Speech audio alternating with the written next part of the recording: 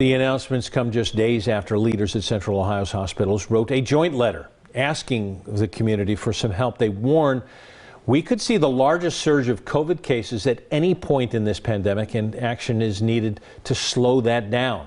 NBC4's Alan Henry is live outside Wexner Medical Center right now to continue our team coverage. So, Alan, what are the hospital leaders asking the community to do? Well, Colleen, it's really simple. Since we're right in the middle of the holiday season, doctors are asking the community to remember the pandemic is not over. So on top of getting vaccinated against COVID, they want people to protect themselves against the flu as well.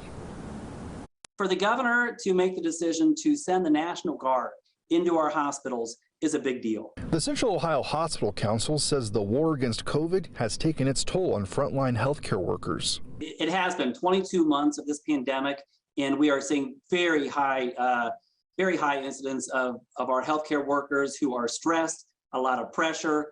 They're burned out, and that's just a long time for our frontline workers to be, working day in, day out on this issue.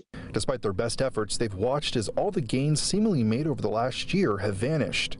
In the middle of December 2021, we are nearing where we were in December of 2020. And that is the largest number of hospitalizations that we had throughout the pandemic was a year ago at this time. I think it's frustrating for healthcare workers because it is preventable. And if we can just encourage additional vaccinations, around the community, we can really alleviate a lot of the stress that we're seeing right now within our hospitals. In a letter to the community yesterday, Central Ohio's hospital leaders warned that postponing care could happen if cases continue to climb, which is what Wexner Medical Center announced just 24 hours later. And just because they're elective surgeries, does that mean they're not important? And postponing a surgery is difficult on individuals. These are surgeries that have been planned. These are surgeries that are in need to not only improve their overall health, but just their quality of life for these patients. And with case numbers high and still climbing, doctors are reminding everyone that those hospitalizations tend to lag behind those case numbers, and so they fear the worst is still yet to come. Local for you, Alan Henry, NBC4.